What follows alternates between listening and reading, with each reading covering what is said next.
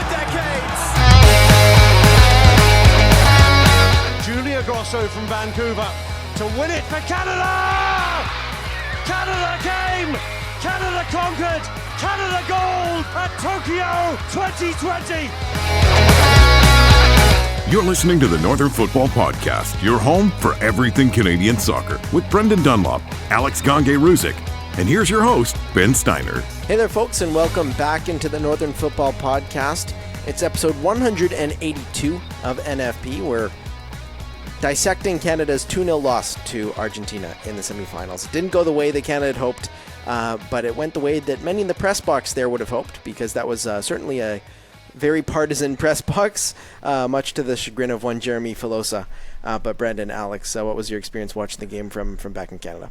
What about one Ben Steiner who was there? Yeah, you want to hear. There. What do you talk about? En français, le bilingual qualification. What about you, dude? Yeah, he said, screw Brendan's perspective from the studio and my perspective from my chair here. Actually, my perspective hasn't changed. I was sitting right here when I was watching the game. But how about the guy who was at MetLife Stadium in Rutherford, New Jersey? It was pretty cool. I took on a very chaotic day. I took a 6:45 a.m. flight down to New York and didn't even get a hotel reservation because I left MetLife at 1 and was on a 6:45 a.m. flight back to Toronto and worked both days.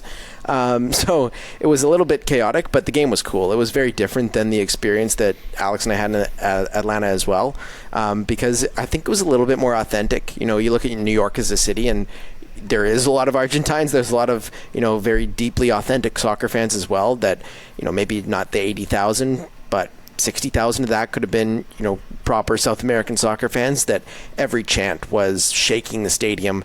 It felt a little bit disconnected because the press box was behind glass, and it was a little bit more like the BMO Field press box, which, if you don't know, there is some obstructive views as well. So I did have to kind of, plan my view, and I got there around 4 hours early. But the best part of the match, the best part by far, the steak. Holy shit. This one piece of steak I had from the Argentine tailgate in the sprawling parking lots of MetLife Stadium was insane. Like the best tailgating I've ever seen. And this one piece of steak was, we're 50 hours on from the game, and I'm still talking about how good this piece of steak was. Alex, I can't be alone here that when he says that the big difference was the steak. I thought he meant the steak in the match in comparison to Atlanta. There was a lot more at stake, You could definitely see there was a little more salt and pepper on this one than in the first game. Yeah, honestly. Definitely. But I can imagine, though, that, Ben, how do you take your steak? Just butter, eh? Butter, salt, and pepper, that's it. And then, medium rare, medium well. Probably medium well guy. Yeah, I'm better medium well guy. Generally a medium rare guy, but this was well done. And still man of culture. Yeah. Senor Cultura over here, Ben Steiner. I'm glad you had that experience. In terms of the match, it was a great experience. I mean, being able to be in that atmosphere, see Canada on that stage was pretty cool. I think all of the Canadian media was just sort of surprised that Canada was there. Everyone wasn't necessarily planning to be there, and it was cool to take that in, as well as see a lot of the same Argentine folk that I had met in Atlanta as well. And there were a lot of Canadian fans too. Like there were a lot of people that came up to me and said they listened to the podcast. So as always, like, thanks for coming up. Like that's always something fun, and great to chat with Ray Does Data among others. But yeah, it's amazing they spotted you walking up to the stadium in your Argentina jersey. I was wearing this linen shirt. So. Actually, I was going to say, Brendan, forget that. I mean, did you see the guys who held your phone hostage, and did you get your get back to them? Like, you got your phone? Like, I want NFP follows, or I want revenge. They followed NFP on Instagram because I did the same thing. They asked for a photo. They recognized me, and I wouldn't give it back until they followed Northern Football on Instagram. So got back at them in the semifinal, even though Canada came away with the same result. Amazing. I'm glad to hear that's the way you think about things. That's what you call guerrilla marketing, or guerrilla, as they would say. There you go. And from your guys' perspective, of course, you actually got to watch more of the match than I did, I think, because I was missing a lot of Kone's antics in midfield, because that was where the one bar was that was blocking my view. But in terms of the match, what did you guys see from it? I love that it was the Kone that was obstructed. Like you just didn't see that portion of midfield. Pretty much. Guy probably had miles on the legs. Yeah. We don't get the center backs because every time one of them gets the ball, you get this fat ISO shot right on the guy's sweat bleeding on the ball. I don't care. Give me a wide shot of the build-up, but that's a whole other story.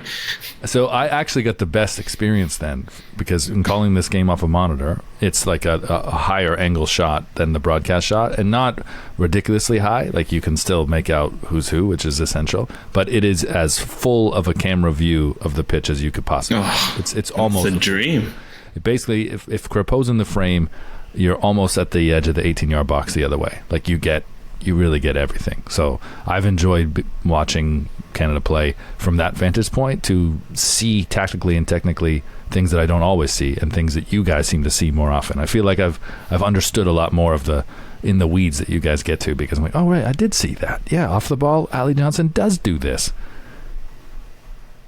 I need to get my hands on that camera angle. That's good stuff. That's my biggest pet peeve, is like, I know, like, you know, I feel for the directors. They work very hard to earn these high profile jobs, and like, you obviously want to feel like you're directing, but the beauty of soccer is you don't need to be doing these like ISO cam of Lisandro Martinez's sweat dripping down as he does the build up. If the ball's in play, I do not need to see anyone's forehead. Like, that's all I ask. I know it's, you know, if it's hockey, love to do the cinema, you know, Steven Spielberg, like, oh, let's get this, you know, take camera 1, take camera 2, take camera 3. I've seen it firsthand. I mean, Ben and I went in school and learned about all that, but I'm sorry, when it comes to football, the beauty is in the simplicity. So that's my one request if there's any directors out there. There's 2 t-shirts that have come out of that. When it comes to football, the beauty is in the simplicity. You might need to use both sides of the shirt. Yeah, that sounds like art. That's beautiful. That could be the title of your book, actually. I don't know how beautiful it sounds en français, but give it a go, man. And the other one is save your 8K cameras for substitutions. Like you only want subs on that sweet camera. Okay, got it. Honestly, so fair. And I think some of the TSN broadcast as well, I mean, of course, it's not TSN produced the actual broadcast from the match, but they were cutting to fans as well during... Oh, it was like one where the ball was like in midfield and they cut to someone there for like 5 seconds in the crowd. I was like... What? It's like the same, and this happens in other stadiums and other tournaments as well, but it's like they find one fan that they're like, oh, they're just fixated on, right? Oftentimes, for some reason, it's a very attractive woman. Other times, it's a very interesting looking character, like the Swiss guy from Euro 2020. Remember the Swiss guy that eventually was shirtless? He started the match looking like a sweating accountant, and by the end of it, he was a hooligan. Yeah, we'll see where they go for the final between Colombia and Argentina. But we'll jump into the questions, and we'll start off with questions on the game as well. From Jake Velianis. Been seeing a lot of Miller hate on social media, and I just don't get it. I think he's been playing well given the circumstances and, you know, facing the best team in the world. Any thoughts? I actually thought Liam Miller would have been the right guy to start this game because I thought that Canada needed a little bit more of defensive solidity, and the electrifying moments other than the early goal against Venezuela that we've seen from Jacob Schaffelberg have been as a substitute. We saw a positive play from him as a substitute against Argentina, and I think that was the way to go. Unfortunate in the way that Canada started the game. It seemed almost too quiet for a semifinal. Like there wasn't a high press. There wasn't a lot of sort of like intensity, and maybe that's me sitting behind the glass being a little bit separated from the game, but it didn't feel like there was that intensity that Canada needed in a semifinal, and I thought, you know, Liam Miller would have fit that situation a lot better. In today's example of you start to think like the people you keep around you, I also thought that, Ben, that Miller was a better defensive choice, to which I said that before my broadcast with Daniil Henry, to which he vehemently disagreed and said that he thought Schaffelberg allows Davies to take more risks offensively than Miller does. And I was thinking back to some certain plays, and I felt like, look, there was a tandem, but oftentimes when I'm thinking of this, they're both kind of pinned back, and it actually is below the halfway line. And Daniil's argument was that he won't take risks in the other half the same way he does with Schaffelberg, and it could just be a pace thing more so than an actual defensive thing. That he knows that Schaff can make up for it the way he makes up for it with his pace if he gets in the wrong spot. So I found that to be interesting from Daniil. Yeah, it's interesting. To be fair, only one of us has played of you two has played in a Canadian game with Alphonso Davies, and it's not you. So, well, so I'm curious for his perspective on that. I thought that must have been just picking his brain all game long. Did Neil play with Alphonso Davies, or one of you guys? The way you phrased it, I'm like, no. I think the one of you guys is Brendan Dunlop and Daniel Henry. Although, got it. I'm pretty sure Ben might find some connection of his Shaughnessy days where he shared the pitch with Alphonso Davies. But I don't know if I want to send him down that rabbit hole. I did. We don't want to know what your your charity fundraiser days were like at St. George's. I'm like, all of a sudden these pros are here. Look. No, there was one day where I was in an actual 11-a-side game with a certain Alphonso Davies, but we don't have to go down that road too much. Wow. Yeah. He was 15 years old? He was 15. I was 15 as well, and we were both playing for the Whitecaps Academy at the time. What? See, believe it or not, they're the same age. Our birthdays are only a couple days apart, and he moved up quickly. I was quickly out of the Whitecaps Academy. It was only like a half of a school year that I was in the academy. But yeah, there was one game that Alphonso Davies was playing, as was I. Wow. Your new nickname is Ben Steiner, NFP's Alphonso Davies. Just an absolute beauty. Imagine that. He could have been playing keeper for Canada's U20s. Complete random deep cut. But no, in terms of the Miller question, to answer it, one thing I thought in hindsight, and again, always easy to sit and watch and have the benefit of hindsight, because you only pick your 11 once. You can adjust it, of course. I wondered watching the game if Canada might have benefited more from inverted wingers than two out-and-out wingers, or two out, I don't know what the heck the opposite, just natural wingers, I guess, because Schaufelberg on the left. Traditional, old school. Yeah, like hug the paint and touch the paint kind of wingers. Vintage wingers. That's it. We'll go that term, because we're at a state in society now where hugging the touchline is vintage. Like, wow, how football's changed. But yes, you had Schaufelberg on the left-footed, Richie Laray on the right-footed. And what I did notice is that Davies did not get as forward as much as he did in the first Argentina game. Same goes for Alistair Johnston. It felt like Laray, in particular, was hugging the touchline a lot. So was Schaufelberg. He was kind of cutting inside, but didn't always look comfortable doing so. And I immediately thought that, actually Schaufelberg, when he did really well against Argentina and kind of started this rise that earned him a starting spot, it was actually on the right. Like, he came on in the right in that game and was really dangerous. And then you think, Liam Miller was really good on the left that game, partly because he opened up so much space. I think that's something maybe tactically in hindsight could have worked for Canada, is that they didn't really overload the fullbacks of Argentina very much. Because with the formation Argentina plays, they don't get a whole lot of defensive support from out wide, because it's like a slanted 4-4-2 where one of your wingers is Di Maria, who's not going to be tracking back at this age and being the most involved defensively, and the other he did a bit more than I anticipated, and it was really frustrating, because there was two times where I went to call out the fullback and realized, oh my God, that's Di Maria at the halfway line or beyond. Yeah, it's like, certainly he was putting in an effort, but again, he's not a true defensive stopper. And then the other side, you got a central midfielder who's naturally going to want to cut inside. I thought in the first game, Canada did a very good job of kind of creating overloads and forcing Argentina back, whereas in this game, the fullbacks of Argentina were way too comfortable. And that's something where, and I'm thinking going forward, that could be a way to help Alphonso Davies and Alistair Johnston, because they had some good moments, both of them this tournament, getting forward, being dangerous. Perhaps Jesse Marsch might open his mind to inverted wingers, and that's where Liam Miller, again, it's a tough discussion to have, because I know we had a lot of questions about his play, ranging from that question we got to also a lot more people who weren't as happy with his play. Again, with Liam Miller, he's a winger. Wingers are always going to be a different player to judge than a midfielder. They're not going to complete all their dribbles. They're not going to complete all their moments, but sometimes it's little things they do. And I like the way that Miller supported Davies, and perhaps that could have been a way to get Davies more involved from the start. These haters, man, what have you done for me lately? Like, the takeaway from these 7 Marsch games, that's a partnership I didn't think was going to be great, Miller and Davies, and that was a partnership that was really good for a while, and one that I would be very comfortable seeing again. It's Northern football when Alex brings up inverted fullbacks.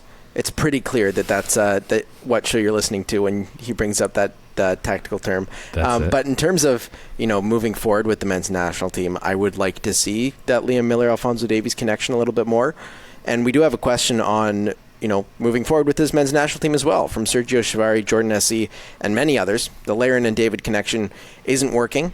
That was possibly Jonathan David's worst game of the tournament as well. And is this just a window where it didn't hit for them, or is there a solution to the attacking woes? If you have to choose one of them, who's it going to be? For me, it's going to be Jonathan David.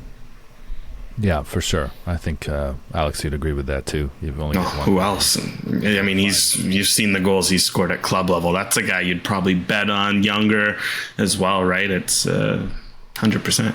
We just talked in the last show, right, about is it worth removing Larin? And I said I don't know if the risk outweighs the reward potentially because of how important Larin has been to that system. And he's still positionally, if you're really deep diving in and watching it, how he made things complicated for Argentina or forced them to hold possession a lot longer, especially in the first half, than they had in the previous game against Canada. Larin played such a big part of that. So obviously that's not what you're paying him for, or that's not what you're expecting from that guy. And that's never been as respected or as rated a trait. But I thought Larin really brought a lot there. And, unless there's someone else that can do that, match what he's bringing, while also give to Jonathan David, as opposed to it seemed like Larin's presence could take away. For this next window, I'm expecting to see the two of them again. I am. I don't know. I would probably disagree in the same. I mean, to be fair, my stance has been pretty clear, because I think we were even talking before the tournament. I was thinking, all right, like Larin David. Remember, we were talking about Ike Ugbo being a potential replacement. And then, of course, he didn't make the squad for personal reasons. He didn't want to be in the squad. I don't think that's the thing. They've had this whole tournament to prove that they can play together. And again, it's something where it's great that you're getting defensive output from your strikers, but I think that's the most replicable. That's the thing you can replicate. If you're sitting there being like, Larin is hanging on to a spot in the lineup because of his defensive work rate, I get it, and it's tough because I think from Marcia's perspective too. I mean, he wasn't going to drop Larin, and understandably so. It's not an easy discussion to have. That's not something you do. You come in and bench the all-time leading scorer, but he was banking on that he is the all-time leading scorer. He has been pretty darn clutch for Canada. Like, how many big goals did he score in that World Cup qualifying campaign? But ultimately, I think there's a point that's been reached where you can't just keep waiting for that to come, right? Especially, I think the big thing is guys have been knocking on the door. Okay, before the tournament, Ike Ugbo was the big guy I was looking at. He wasn't in the squad. Fine, because Theo Bair hadn't gotten a look. Tenio Loasi hadn't got a look. Jason Russell hadn't got a look. But I think after this tournament, Tenio Loasi's made a legitimate claim that it's worth trying him and Jonathan David together. Because a big thing that I've continued to say, I think I can go back to 2022 on this one. Larin and David are similar. I'm not going to repeat my points, but it's similar. And you saw it in this Argentina game. I don't know if you picked up, Brendan, on the wide cam.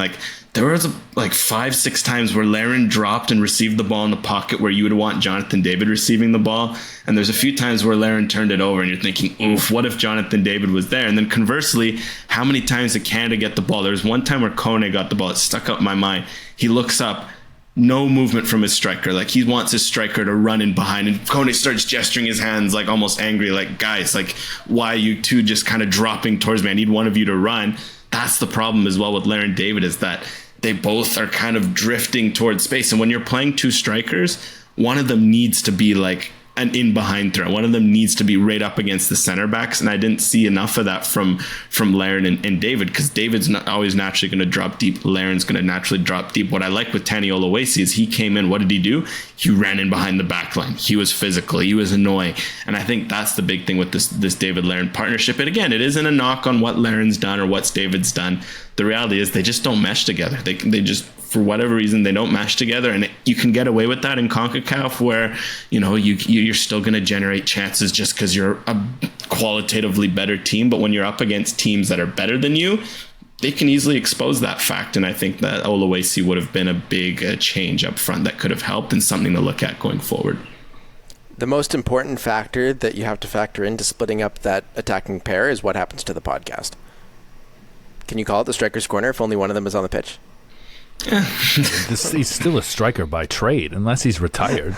And even if he is retired, he'll still always be a striker. Yeah, so he is a striker. But Henry will always be a defender. Craig Forrest will always be a goalkeeper, just because they're not actively professionals.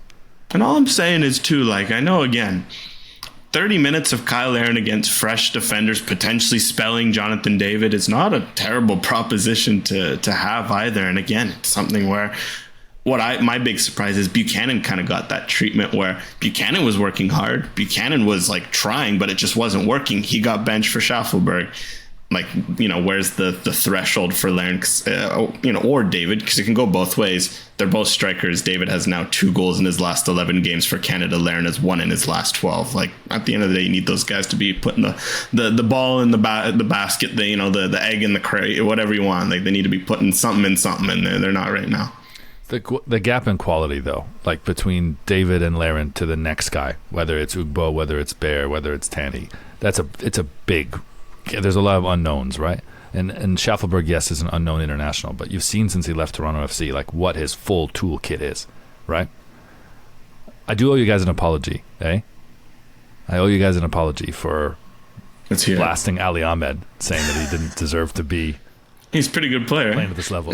Yeah, not only was he a pretty good player, but being forced to play left back after the injury to Alphonso Davies, I think all I'm saying, outstanding. Brendan, all I'm saying, I'll put just not to cut you off here, but for what it's worth, you mentioned the Kyle Larin drop off. Like, who have been some of big surprises this tournament? It's been Ali Ahmed playing for the Whitecaps. It's been Schaffelberg playing for Nashville. I don't think it's that outrageous to think Tani Oluwasi of Minnesota could give something different up front. Yeah, he could give something different, and we saw it. But we also saw, like, when he had those chances. Tell me, how many times did you say, "Damn, I wish somebody more experienced was there to finish that"? Or if that was... Well, I mean, the reality is Kyle Larin or Jonathan David weren't getting those kinds of chances, although I'd love them to get those kinds of chances because I know they'd put them away, but when together, they weren't. Mm-hmm. Yeah, I just hope at the end of this we can all agree as a nation how to say Tanny's last name. That's all I want. Let's just agree how you say his surname. That'll certainly be a test when soccer makes its way. Hopefully stays in the main public view over the next couple of years before the World Cup. But Ali Ahmed as well. One thing I do have to say is I'm impressed by Jesse Marsh. He says his name in the traditional way. He says it properly. And even I struggle with that. As you just did. I was impressed there hearing that. I went, wow, look at you, School of Marsh. Well, I struggle with it, right? But I think that's something that's cool from Jesse Marsh. But, he was also one of the players that was clearly disappointed, and there weren't many Canadian players that wanted to talk after the game. Alistair Johnston, of course, I think he spent about 30 minutes in the mix zone after the game. He loves to talk, and I love it. I think he thinks it's his office. I think he invoices. I think he thinks he's getting a bonus for it. He should. To the Canadian reporters, I mean, it was myself, MVP, Josh Cloak, and Ollie Platt. And we're standing there. Johnston comes by and we're like, perfect, we got our stories, right? So we have enough for the stories, and then you pull whoever else can come, and Ali Ahmed was able to talk as well. So that was nice because there weren't many Canadian players who were willing to.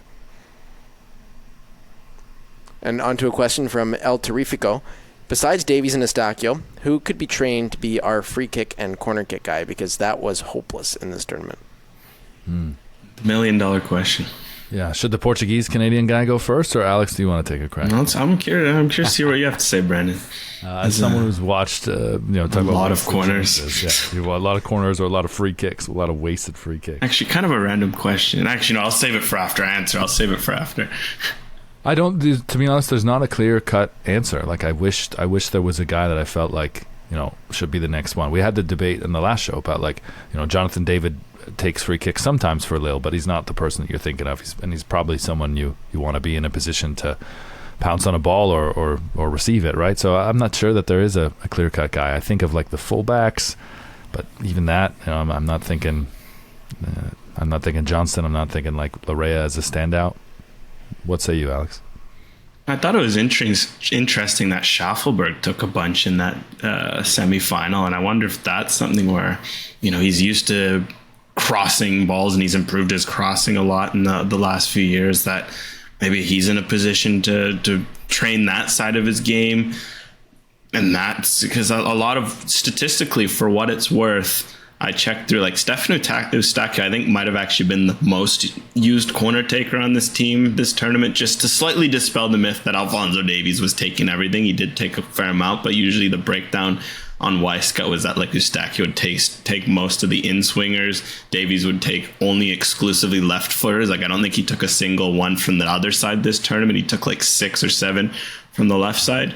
Maybe Schaffelberg's someone to look at. I'd like to see maybe Alistair Johnston tried out on the left side, because he's got, a decent delivery. The only thing is, I know they don't like to do that because they tend to keep him back as, like, the cover for transition moments. Plus, as a right back going all the way to the left side means a lot of running if there is a transition moment to get back to position. So, yeah, really, again, it feels like a set piece magician.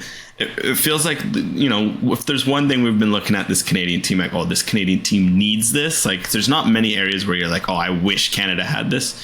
It's a number 10, it's a set piece taker. So I guess for what it's worth, those two things tend to go hand in hand, but it would be nice if those dropped out the sky. But Brendan, just so not forget my question, this was so obscure. I don't know why I thought of this.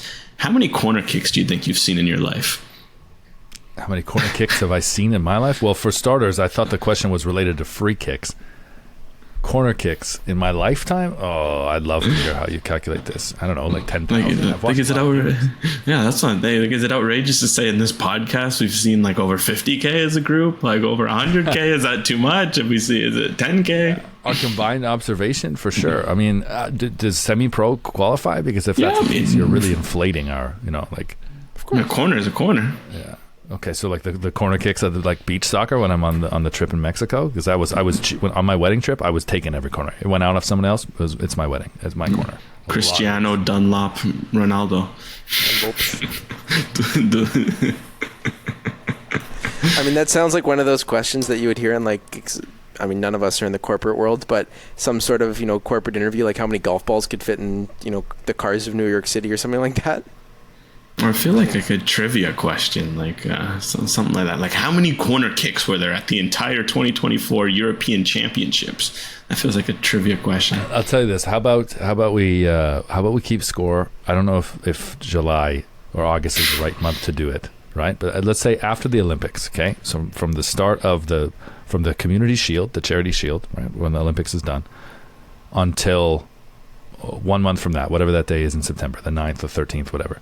How many matches we think we've watched at least 10 minutes of? That's the qualifier.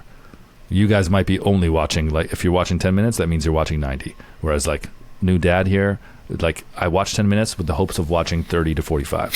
And if I can get 30, 45, then I can get to 60. If I get to 60, then maybe I can get to 90. But the qualifier here is I've watched 10 minutes live of a match, and we can accumulate that. I know I'm finishing the bronze medal here, and I'm okay with that, but I would love to see what the number is. The one caveat, though, is what do we do with a show like MLS 360? Well, I would argue if you're watching 360 during... There's not many corner kicks during 360, to be honest. They love to measure games, but you're right. There's not many corner kicks. No, I just love how Kevin Egan gets, like, so excited as if he doesn't know what's coming. Like, let's go to Austin right now, and he cuts off Kaylin or whoever, and they've made it a bit. It's great. Excuse me. We'll get the show back on the road and back to your questions as well. From Jordan S.E. How do you guys like the 4-4-2/4-2-3-1 throughout the tournament? Personally, I see the benefits of it. I'm just not 100% sure what the final version of Jesse's system is going to look like. And I do think we're going to see the continuation of the 4-4-2/4-2-2-2 because this is the way that I think that Canada has gotten the best out of their players. That's how Canada made the semifinal of a Copa America, right? Like, they were out of this tournament to Argentina. There's plenty of teams that are out of tournaments to Argentina, and not many are in the Final Four, right? So, like, there's clearly a baseline here, and I don't think necessarily toying from that baseline is something you want to do. You want to build from this baseline that there is now, because if you go back to just tearing it all down, then what's this tournament been good for other than some quality opponents? Yeah, I think I like the 4-2-2-2 defensively, because, again, think about the fact that Canada went into a tournament with the midfield double pivot, The last time they did that in 2022, we had a whole what do we even call it? We had after the tournament, we had a whole post-mortem discussing that two-man midfield and how we never wanted to see it again. And now you had a 4-2-2-2 throughout a major tournament, Copa America, and now you're sitting here like, oh, Canada was competent defensively. Canada never got overrun in the midfield. I like the base philosophy of how Marsh sets up his team defensively, how the wide players interact, where they offer support to the midfield, all the weak side, strong side, how that all interacts, the two strikers, how important they are to supporting the midfield, to making sure that the midfield is rarely 3v2, 4v2. Like, for example, funny, just while it's on the top of my head, the DePaul to Alvarez goal. That's what happens when the strikers, because that was a moment where there was not the foul on Richie Larea, the two strikers stretched out. It opened up DePaul in the pocket, goal. Okay, that's probably what we saw a lot too much of in Qatar, where the two midfielders struggled, they'd get overwhelmed, et cetera, whereas in this game, we didn't see a whole lot of that. That was rare. That was surprising to see, and I think Marsh has done a good job. So I think the 4-2-2 is only going to grow. I think what's worth noting is that the back four, Bombito, Johnston, Cornelius Davies, they're going to grow a lot together. They've only played 7 games together. That's something where some of those little moments where Bombito got beat with a ball over the top, or Johnson maybe didn't know where a guy was, or Cornelius didn't know where a guy was. Once defending can be really automatic, and I'm encouraged to see what it will look like once they get that in. The big question is what happens offensively, and I think that's where we're going to see the most evolution of, okay, maybe some games it might build out in a 3, build out in a 4, there might be a third midfielder dropped in, and I'm curious to see, because we didn't really see too much offensive variation. I think that's where there's the most room for growth within this system and within Marsh's team as a whole. This probably illustrates I don't watch as many games as I should. I was surprised by how much DePaul moved around the pitch. He occupied a ton of space, way more miles on the legs than I expected, and I wasn't watching him as closely when they played Canada the first time, but I've seen him enough to know his profile, and I was very surprised to see him in so many different places on the pitch. I don't know how to describe it, Brendan. I'm trying to think of a player in the top of mind, and I can't really think. DePaul is such a good player, but he won't get the respect of that, and it's on him because he is such a annoying player, right? He's a pest. He plays with a bit of grinta. He's fouling guys. He's diving. That's his game, right? He'd do anything to win. But it must be said, for a few years now, every time I watch, that's a heck of a player there. He's had some big games for Atletico Madrid in the Champions League yet, just because of his reputation. I'm very curious. He's going to have an interesting post-career when guys look back remember how good DePaul is? He screams as one of those players for me. I would not be surprised if his post-career involves celebrity boxing. 1,000%. It might be him and Jake Paul, because Jake Paul's on a South American tour because he can't book any American venues for some legal issues. That would be it. That would be the villain, I think. I mean, he's almost like Brad Marchand in that manner. That two very good players that people don't necessarily think of as skill guys in a lot of ways, but two of the best players to ever play the game. And play that role. That's a complete role that nobody else can really play and be that pest. I mean, the way that he reacted to Kone's little flick in the back was comical. Yet it was worked. Actually, you know who it is, Brendan? I figured out a name that reminds me a lot of. He reminds me of prime Arturo Vidal.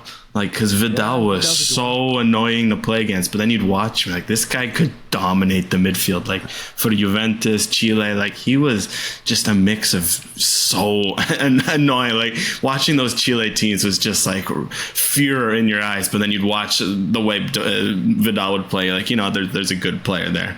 Yeah. Vidal's a good shout, but I think that, Vidal, he's more of a hard man, to be fair. But he was also a star. He was a bona fide star. Whereas most people know Rodrigo de Paul because he's Messi's bodyguard. But he plays with Messi. Chile, Vidal was the heartbeat. Argentina, de Paul is the heartbeat. It just happens that no one's ever going to notice because you got Messi. Yeah. There really isn't, I think, another player that's at that star level of performance, but doesn't get the star recognition. The other one I was thinking comparable, Diego Costa. Diego Costa showed up at Chelsea the first time, right? He was good.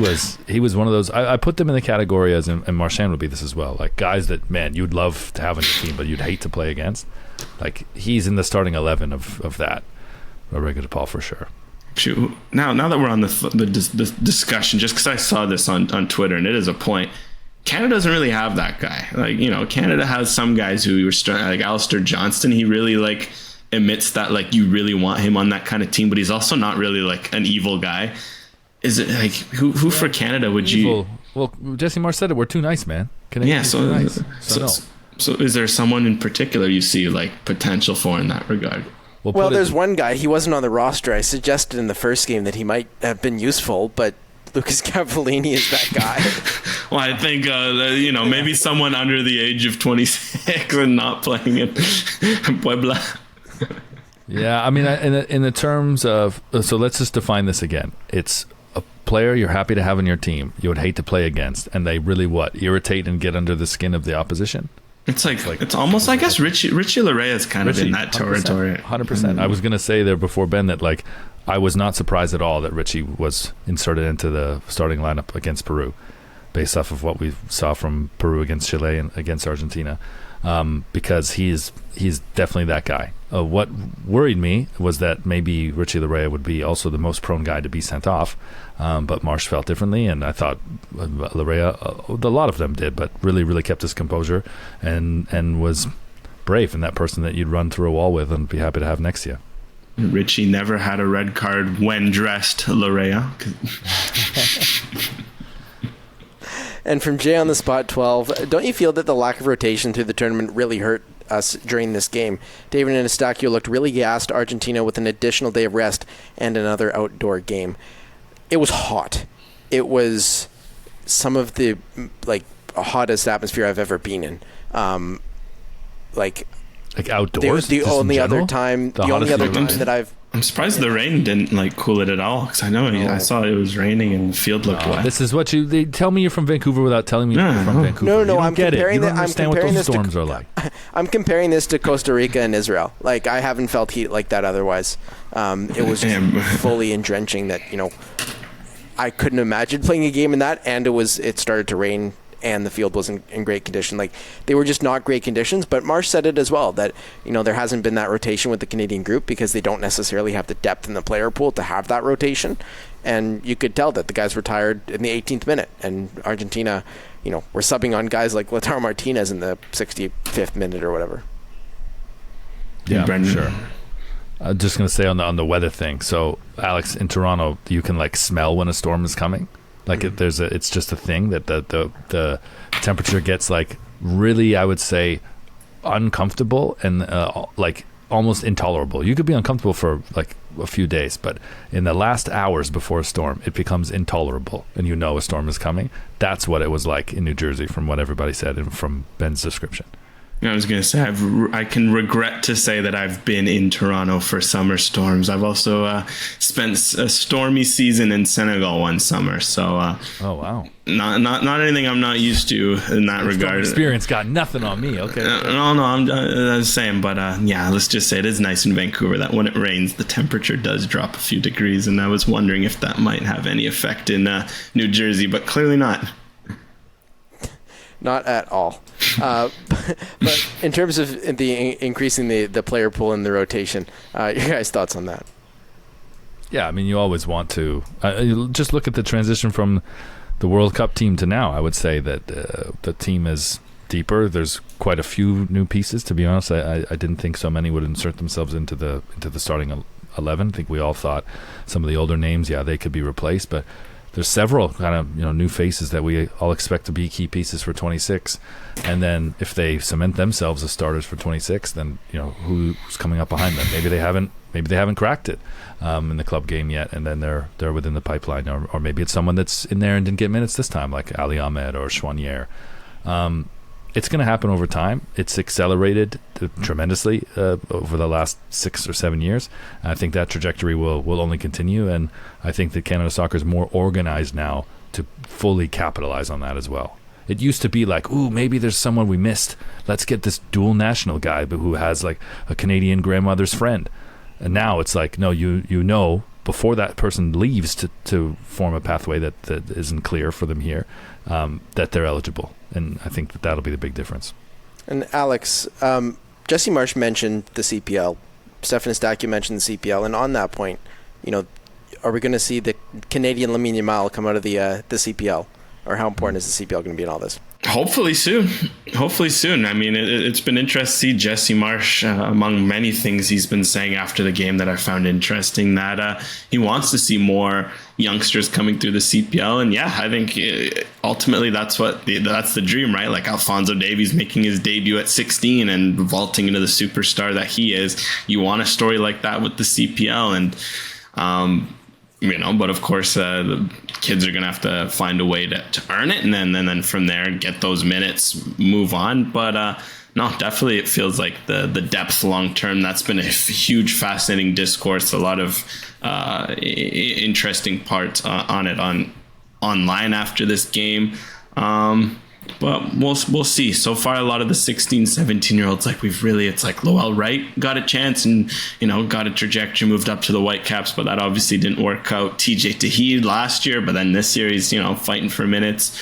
But that's also the beauty of the pro environment, that even those setbacks will help them in the long term. So yeah, I'm excited to see in the CPL. Is really the big difference is now it's been 5 years since they launched. So anyone who's 16 now was 11 when the league was launched. I think in a few years, when there's guys who were 5, 6 when the league launched, they'll have that whole career of or that whole youth career of dreaming, yeah, I can play in the CPL. I can be a star for, maybe some of the legacy year one clubs. Like I can be a Forge FC star. I can be a Halifax Wanderers star. I can be a Pacific FC star. And that's going to be fascinating, because then, there'll be guys who are like, yeah, I don't really see the benefits fully of an MLS pathway for me. I think it might be more beneficial to play pro. And, there'll be, all this will open up, because there's also still benefits to MLS, right? You want to see these guys like Davies and whatnot who forged a path through MLS. But ultimately, as we know, there's more is better. You want guys coming through Europe. You want guys coming through your own league. You want guys coming through wherever. So I'm definitely curious to see, because, yeah, depth, it is a big topic after this tournament. Man, that's such a wild thought. I hadn't actually thought that when the league started in 2019, TJ Tahid was 9, 10. That's insane. So yeah, there's someone that was 5 when the league started, and now they're like the Xavi Simons of Winnipeg or Ottawa, and they're just waiting for someone to notice them on the internet so they can get a chance or get into a pro academy that's U12 or U13. That's an exciting thought, man. I said this before, that with Marsch, I think, and what will change with a real infrastructure, and it won't just be so. It won't be exclusively who do you know anymore. I think that there will be a pathway, and you've seen this. I mean, look at the partnership that Rob Friend has with Bochum for. Was it Pacific or was it Vancouver that did that? It was Pacific. Okay, so Friend was a part of it from the beginning, but Josh Simpson and company. That was something that I know Rob Friend wants to do for Vancouver, and was important to him when he was fully a part of that operation. That was part of their big business plan, and that's to give Canadians more opportunities. I think you're really gonna see that with Marsch. That now it's Marsch's network that these people can access. There'll be people that, whether it's Salzburg or whether it's Leipzig or whether it's Leeds, that Marsch has worked with in the past, that really trust his evaluation of talent, and they're going to give Canadian players those shouts. So for me, there's 2 layers to this, because if those players moving on are, let's say, Chouanière or Schaffelberg, players that are in MLS, and maybe they're more in the shop window than CPL players, but them moving on to other European clubs, will open an opportunity, I really think, for CPL players to get some more attention, whether they become the ones that are rumored to make those moves to MLS or to fill those holes, or they're just adding to deep camps. And I think that he's really going to take that in and see, is there a Tristan Borges, year one, was such a standout talent, right? And Herdman had him in a camp. Marsch will want to do that. Marsch will want to see those guys like TJ Tahid, or I don't know. I'm thinking back to a few years ago. I thought Hajabrapor would be that guy that maybe gets a shot in the national team. It's exciting that we'll see that. And when I heard Eustachiou on the pitch, my immediate mental translation, read between the lines, was, hey guys, so soccer's not just when we're playing.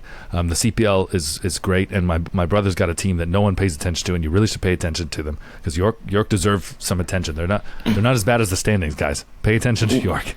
Actually, I'm happy you mentioned York. Toronto. I'm happy you mentioned York, though, Brendan, because it just put together two pieces in my head. Because before you mentioned York, what I was going to say is think of Moise Bombito, 24 years old. Yeah. Lyon want him, or at least they're rumored and interested in wanting him.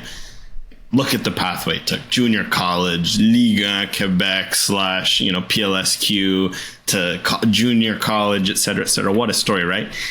That means if Bombito's 24, he was 19 when the CPL launched, and that wasn't really a thing. There was no team in Quebec.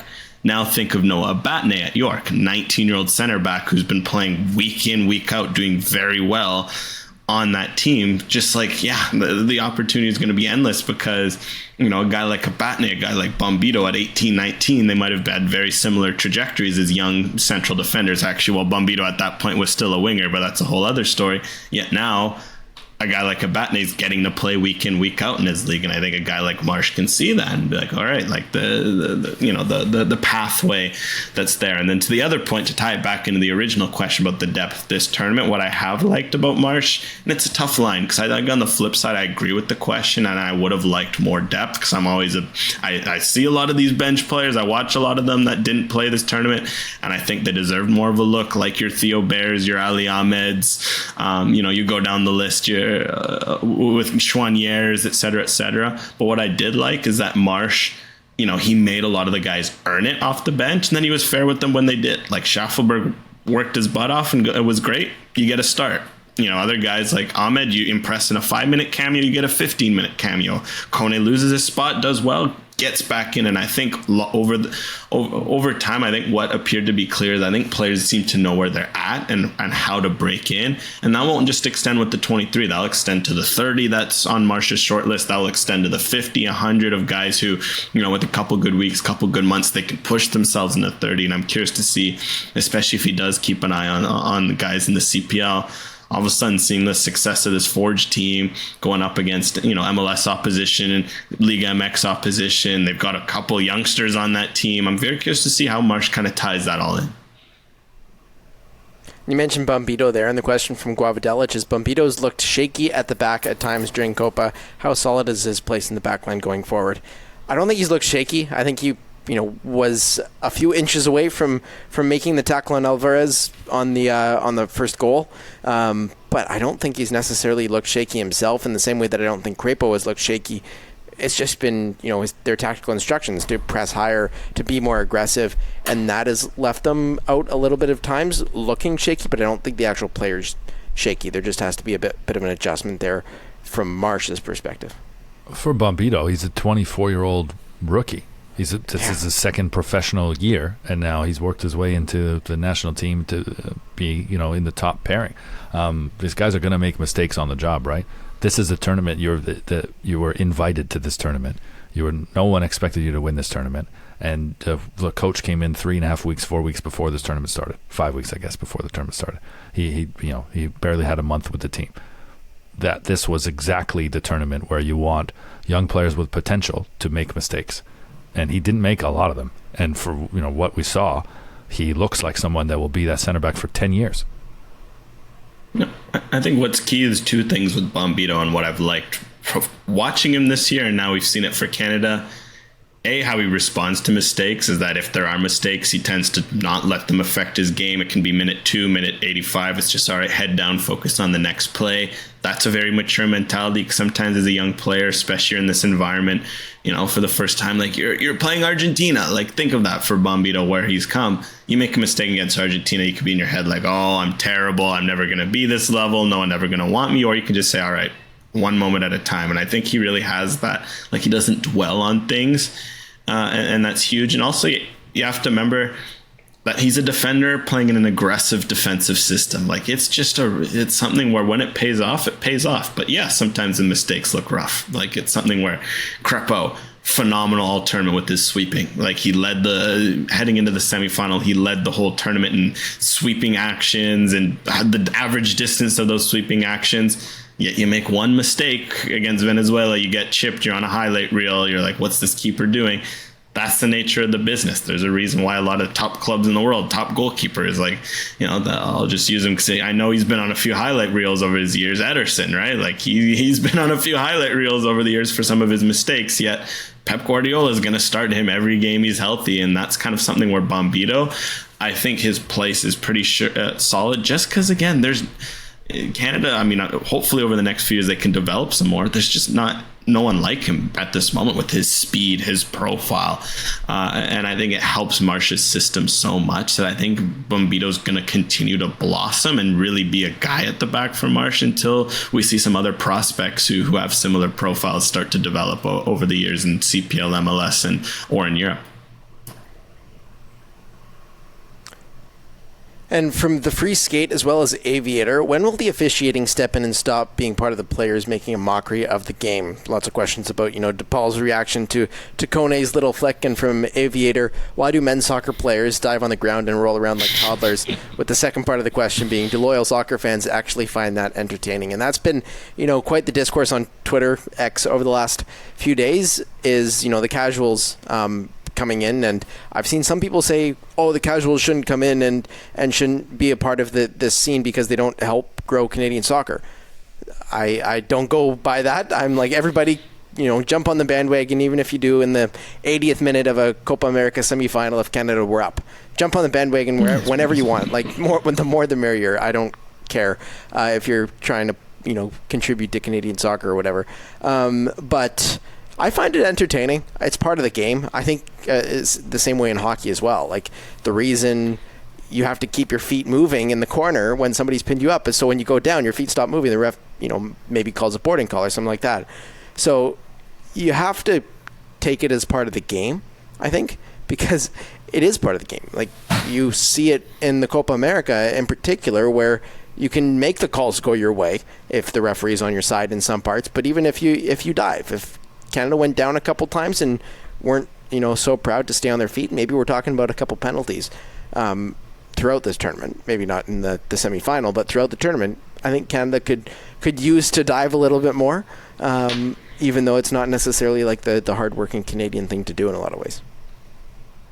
So I do want to point out something. I wish I caught who tweeted it. Maybe I was just reading through like my For You page, but someone made a very good point when it came to like diving and all this stuff. That's very true. Like, in hockey, football, a lot of the other sports that it's a North American sports fan, you're used to seeing basketball.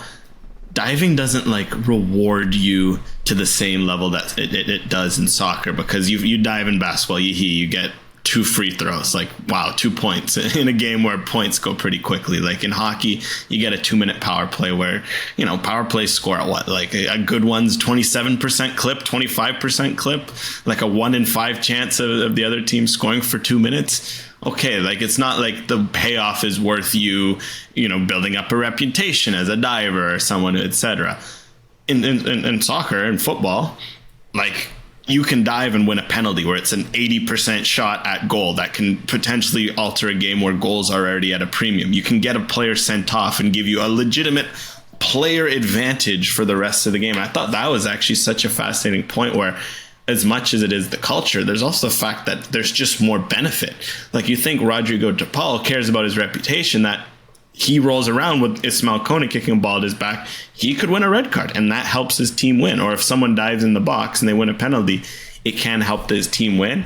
So I think it's fascinating, because I think that I never considered that, but it is a huge problem in the sense that at the end of the day, it comes down to sportsmanship and the integrity of the game, and it is a tough line where I don't think anyone wants diving. I don't think anyone wants embellishment, but I think it's also going to come up to a lot of the decision makers to how do you punish it? Because at the same time, especially as with a lot of players who grew up without VAR, grew up without technology, sometimes you had to sell things, because or else you don't go, like, how many times do you say that? He should have gone down there. He could have won a penalty. Well, in theory, there should be ways where if you're not going down, you get the penalty, but that's not the case. And it's all right. How do you find a way to level that so that, players don't have an incentive to dive? And I think that's a very interesting discussion that I don't know if the world of soccer is ready to have or anyone is willing to have. But I think that's the sort of things that will need to happen if they're going to change this. Because it is certainly, while I get it, and it's something where, look, I've played enough soccer to know that I'm not going to say dive, but you embellish, you get kicked. You're not going to, pretend like, oh, that felt great, like I got kicked in the leg, like, yeah, I'm tough, like, you're gonna milk it, but at the same time, diving, it is still not something you want to be proud of. It's just foreign to people here, right? Because if you watch an MLS, and it exists, but not to the same extent. That the stereotype was always Italians, diving on the ground, and South Americans, and it's the dark arts, whatever you want to call it. It is part of the culture, and you make a good point about how these players grew up at a time where if you didn't sell it, you weren't getting a call. And the best players from a lot of those countries were really good at this part. It was just a skill set that North Americans can't handle.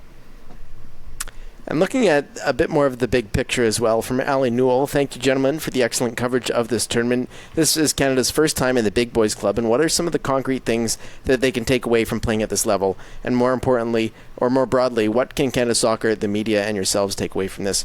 For me, taking away from this is, how to cover a tournament. Because, just the regularity of these games, the turnaround of our show, my other coverage, Canada hasn't advanced through a tournament like this that has demanded this type of coverage before. The audience has never hit these kind of levels outside of the World Cup. So thank you guys for that, for engaging with all three of our coverage on MLS, One Soccer, Canadian Soccer Daily here on Northern Football. That's my takeaway. But in terms of the Canadian soccer takeaway, I think it's you can fight for legitimacy against some of the biggest competitions in the world. Like every time that Euro was on, it was only about Euro in Canada. And now Canada's made a run at Copa America that they were able to, steal some of the shine off the Euro tournament. They don't always happen at the same time. Copa America happens on a random schedule. We don't know the next time Canada's going to have a chance in it. But this showed that, even the casual can be more into Canadian soccer. And I think the casual is more intelligent about Canadian soccer this time around too, because they saw these names at the World Cup 2 years ago, and it's only going to get better because the World Cup is going to, for lack of a better word, be shoved down our throats over the next 2 years before it's on Canadian, American, and Mexican soil. And then credit to TSN as well. They did a tremendous job of covering this tournament, having guys there for the biggest games, and the analysis has actually been better than what it sometimes is on TSN. Some of the people they brought in have been fantastic additions, and I think that TSN has done a really good job, and the numbers have reflected that. 6.9 million tuning into at least part of that Canada-Argentina semifinal. It's 18% of the country, right? I think that's what we always hoped, that you would get a real bulk of the country paying attention, and in reality, it probably should have been more. Like come 26, it will be, and that's the point. Like Herdman said this about the program, and we've heard the players say this about qualifying for Qatar, how that fast-tracked what they were trying to do, that, being competitive, being legitimate, being considered a football nation for come 26, that was the goal. Well, 22 helped fast-track that, and this performance at Copa, I think, has done that even more so. So come 26, I really hope that that's the floor. 18% is the floor for when Canada plays. 18% of the country has tuned in. I really hope that they buy in, that they support it. I think that's my takeaway, is that there's the nationalism part of football that exists everywhere, and here's always been splintered because either the team wasn't competitive enough to do it, or it was the women's team in the Olympics, which it's an Olympic tournament that's just different than the World Cup. It's not as many teams. It's every 4 years. Some of the players change, and you don't see them until the Olympics came around again. That used to be the case with women's soccer, whereas now to have had these games in prime time in the summer at the same time as the Euros, it just, if you already were interested in soccer, you had more of an interest to pay attention to your own country in it, right? And that's my takeaway. Yeah, I think there's two. I'd say the first one is the sporting side. I don't think you can't forget that in all this. Like, Canada's making some good strides on the sporting side, and to the sense where, yeah, they maybe got a bit fortunate this tournament to go on the run they did with the draw and, how everything played out. But at the same time, this wasn't a fluke, say. Like, we're not sitting here being like, man, like Canada got here. This is like the fluke of a generation. They're never going to be able to replicate this. because I also think they're in a position where they could very well do this again. Of course, there's a lot of factors that they'll need to continue to improve on to make sure, right? Like some of them have been talked about, like improving the player depth, pushing the top players to more and more higher levels, et cetera, et cetera. But I think that was important from the sporting side, and hopefully that will push, things to continue to go forward, that continue to show the need for domestic football at all levels, et cetera, et cetera. The other thing I picked up from this tournament is like, people care about this sport in this country, and it's great, and people always have. Now that I think the big goal and the big challenge and the big thing that's going to need to happen post 2026, but that kind of goes without saying, but it's like finding a way to harness that, to remember that soccer is more than just a World Cup every 4 years, or Olympic tournament every 4 years, or a Copa America every X amount of years, or basically big events where you tune in, or even like the end of a qualifying campaign where remember some of the TV numbers when Canada was beating Jamaica, beating all these teams, great, or when the women were winning gold, great. Soccer is so much more. I mean, we're here every week diving into, League One BC games, all the way to CPL games, to next year we'll be diving into the NSL games, MLS games, NWSL games. Like, it's a year-round thing. And what I'd like to see is to continue to put that attention, because part of it's, of course, part of it's up to the audience to realize that, but also you gotta do the audience favors. It's great to see all these big outlets step up over the last month and see, like, I was on the ferry yesterday going to the island for the Pacific Whitecaps game, and I'm watching CTV news, like national news, like they're talking about all the politics and all the usual daily interest stories, and there's a 5-minute segment on Copa America. I'm like, this is great. But over the course of a year, a lot of people, the reality is, they're not stuck into the weeds. They don't know what a CPL or an NSL is. They don't know when these games are. They don't know where these things are happening. Hopefully there can be a way to also provide the coverage, to provide, okay, you're bringing a lot of great analysts around for the World Cup, writing great stories about the World Cup. Get them writing about the domestic game. Get that interest going. And I think part of that is also just being able to put out that sort of information to the masses more regularly, and to remind ourselves that soccer is a year-round thing, and there's a way for us Canadians to be involved more than just one tournament every couple of years. I was actually surprised a little bit that the NSL didn't have any promotion material on the broadcasts on TSN, at least none that I saw, because TSN is a media partner of the NSL, and they're going to be broadcasting some of the games that I would have thought there would be, like, coming up next year on TSN, Northern Super League, and like a little 10-second bump even. But yeah, sorry, Brendan, you were going to say something. No, I was just going to say actually about you guys, that you guys are an example of the game growing, where in 22 you guys were in school, were finishing up school, you were active in the soccer community, I knew you, but if you were to have gone to those games in Qatar, Ben, I don't think as many people are pulling you over to talk about the podcast, right?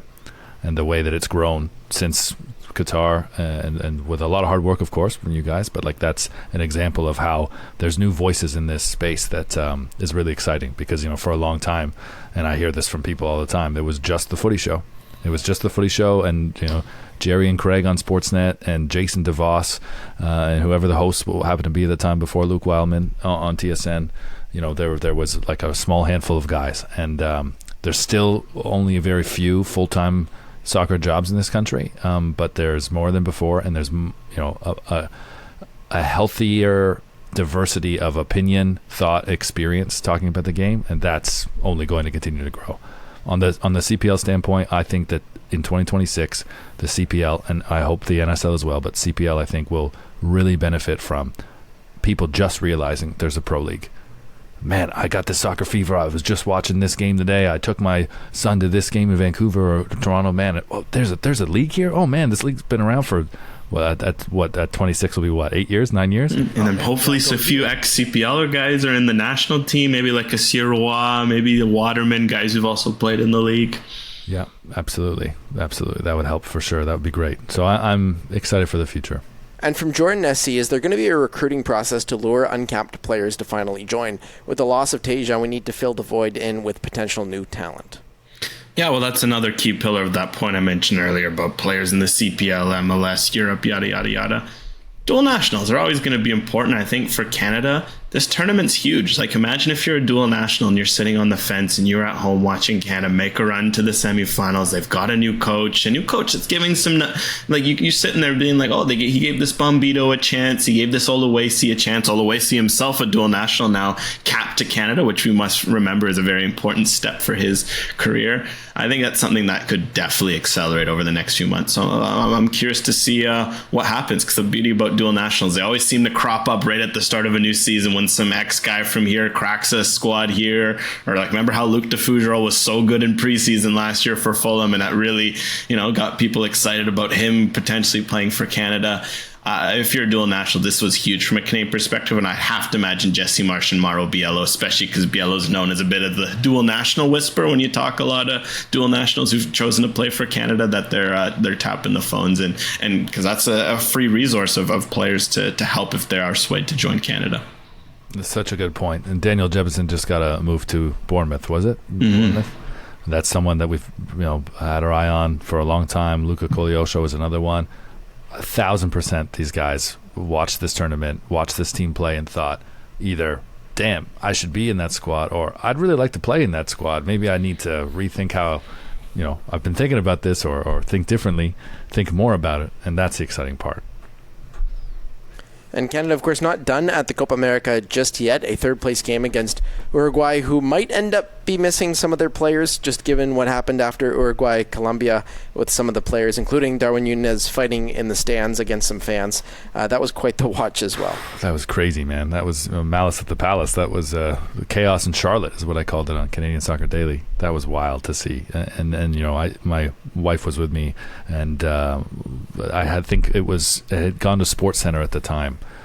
When they showed the clip, I hadn't seen it before, and she said, "Oh my God, what happens?" And I said, 100% their families were in there. That's the only reason that they snapped like that. Like, there's no way players are going in the stands for other fans or just to fight with fans. No way. Like, their families are 100% in that section.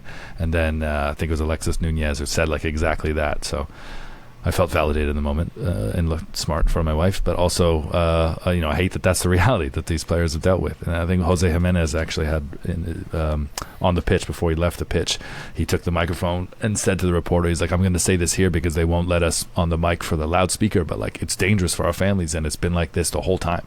And I really hope organizers pay attention, because I don't want to see this ever happen again, that we got to go into the stands to protect our families who've been suffering for games. There's no policeman in sight. There's no organization. There's no security.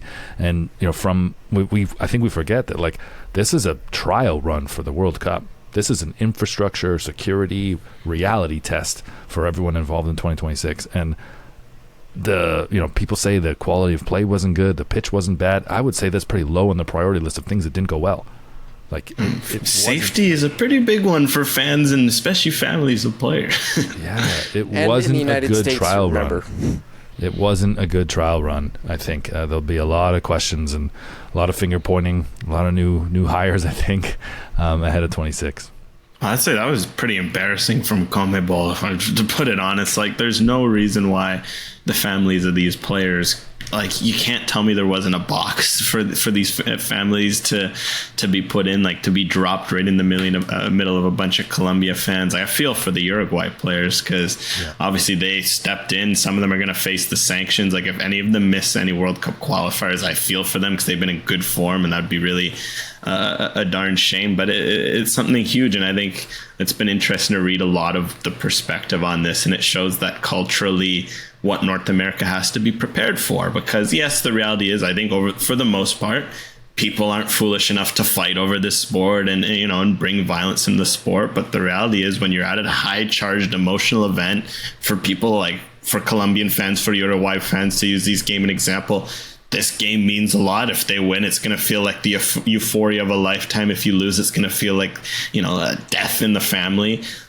Like, yeah, that you involve a bit of alcohol, a bit of that, a bit of people taunting each other. Things can get heated. There's a reason why you go to most sporting events. You tend to keep fans apart. And that's, of course, there's the argument that you don't need to do that a lot in North America. Like, how many times you go to an MLS game and you almost got Whitecaps fans sitting side by side with the Montreal fans, even though on paper that's a derby. it's different culturally, but you have to remember that. I think they learned a big lesson that security-wise, you can't be as lax as you are, where there's just rarely any incidents. But there's many things where I think CONMEBOL thought they could cut some corners, and I think they got exposed. And you know what? It's embarrassing for them, but I guess the silver lining is that there's good lessons to be learned. And of course, Canada not done at this tournament. A third-place game still coming up. And questions from April Sets, Blair Donnelly, DCF, and many others. What's this going to look like for Canada? The stakes of playing in this game, the potential rotation for Jesse Marsh. He mentioned that there's going to be some pretty heavy rotation. And would we see a player like Mathieu Choinière and Ali Ahmed start? Could we see Dane Sinclair in net? Does Luc de Fougerolles get some minutes? I would love to see that, just to see what he can do at this level, because there's not really any punishment for losing this game, right, other than some FIFA points. You'd be pretty proud to come away with a bronze medal, though. I think that this is a game that they want to win, and Fair. I think that they have the advantage in winning, because Uruguay will be gutted that they're not playing on Sunday. You know, this is before your time, guys, but I think you'll get this reference. The 1998 Olympics in Nagano, Canada was by far and away expected to win gold, and they lost to the Czech in the semifinals. And they went into the bronze medal game against Finland with zero interest at all in winning that game. And it was the first, I believe, men's Olympic hockey medal for the Finns. That was a big deal for that program, who we always see as contenders, but didn't have the accolades for that. That's this matchup. Canada is Finland going into this contest against Uruguay, who really, I think, are going to be deflated. They're going to be down some men, and this is not the match that they wanted to play on final weekend. These games matter. Like, we'll use an example close to home, because I like that example, and I think I'll shout out who I saw this tweet from this time was Sandra Persina over in Calgary. Does a great job, covering the sport and as well as sports in Calgary. She tweeted that 2012, when the women's national team went to the Olympics and won a bronze, that was a pretty freaking big deal to win that first medal and, to get that over the line. And they probably don't win gold in 2021 if they don't have those back-to-back bronzes, that experience of being right in there. These games matter. To put a medal around your neck in a tournament that involves some of the teams there, like, that's big psychologically. That's big for this young group. We have to remember, this young group, they haven't had a chance to win a whole lot together, in the sense that, like, they fell short in the Gold Cups, they fell short in the Nations League, and of course that's going to be a huge priority next cycle. It'll help them in those quests if they can go out and get a medal. And you can't forget the financial aspect. $1 million, I think, is the difference between finishing third, finishing fourth. Maybe for some federations that might not mean so much. For Canada, certainly that's a big mill. That's I know Drake bets that for fun on his teams, and man, you hate to see it when he is betting on your teams, because it usually doesn't end well for him. Canada Soccer can't afford to gamble that kind of money around. I think I'm curious to see Jesse Marsh's approach, but I think because of all those factors, there will definitely be rest. Like, there's no point in running guys into the ground. I hate to see this because it sucks, but like, preseason is starting in Europe. Like, there's already freaking games. I'm getting notification for like Lille's friendlies and Celtics friendlies, and like, why is there like already friendlies being played while the Euros and Copa America is still going on? It's July. Why were guys reporting to camp? That's a other story. You need to keep guys healthy for that. I think there'll be a nice mix of, all right, if guys are in the amber and the red in terms of their physical output, you might not see them. But if there's room, at the same time, reward some guys. Like, I'd love to see, I know de Fougerolles was thrown out there, so that's one, but I'd love to see like an Ahmed start. He showed well in his cameos. Reward him. Choinière, give him a look in that midfield. Maybe do a bit of Choinière Kone, a little Montreal magic. Tani Oluwasi, I mean, he's been excellent all tournament. Go Oluwasi and Jonathan David. I just say that because Jonathan David, it feels like he never gets tired, so I can't imagine he'll be in the yellow or red in terms of his physical output. Right there, I've just mentioned a pretty intriguing front six, and there's still room for another winger in there, and at the back you can throw in de Fougerolles. I'd like to see a nice mix where you still got guys who will go out there, like your Davids. Maybe you keep your one of Bombito Cornelius, you keep a Johnston, you keep a Crepo, but you mix in enough guys who've earned a shot over the tournament. One bit of insight from Daniil Henry. He said Tani was so frustrating to play in training because he's so damn good. Oh yeah, wasn't Daniil Henry there with Minnesota when he was? Yeah, Tani would have been in. He just broke into the second team, but he said trained against him a lot, trained with him a lot, and they hated him because he was so damn difficult to handle. Damn, I hadn't thought of that potential crossover. But certainly an exciting time. And Daniil Henry played a big role in that last generation of the men's national team, and we're seeing Tani potentially play a big role in this next one. Already getting some tastes of it, but that's... One last bit I just want to say. I didn't get in on the coverage standpoint, and one thing that I really liked this time, and to talk about, having our national team to cheer for, we've always had some great voices on TV. We've always had some interesting voices on TV with different perspective. We haven't always had Canadian voices on TV, and it was really great to see Atiba Hutchinson. Oh, he was phenomenal together. And Atiba's been great throughout the Euros and throughout Copa, and really, just slid into that seat so comfortably next to Stephen Caldwell, who's a veteran and fantastic, and Luke Wildman, who's a pro on both sides of the border. When Jules sat there, I felt like it brought the best out of the two of them. It was the best I've seen the both of them, because it was like two buddies talking about their country at a stage that they would have loved to have been at, and found it hard to probably fathom that they were there, but they were all there together for the one big occasion. So I really enjoyed that this month. And I think that's probably all we've got here for the Northern Football Podcast on this episode. Make sure to like and subscribe wherever you get the show, and as well as keep us a good rating as well. But we'll be back next time here on Northern Football. Saturday night, Canada getting the primetime hockey slot for the third place game at the Copa América. 1 mil on the line, baby.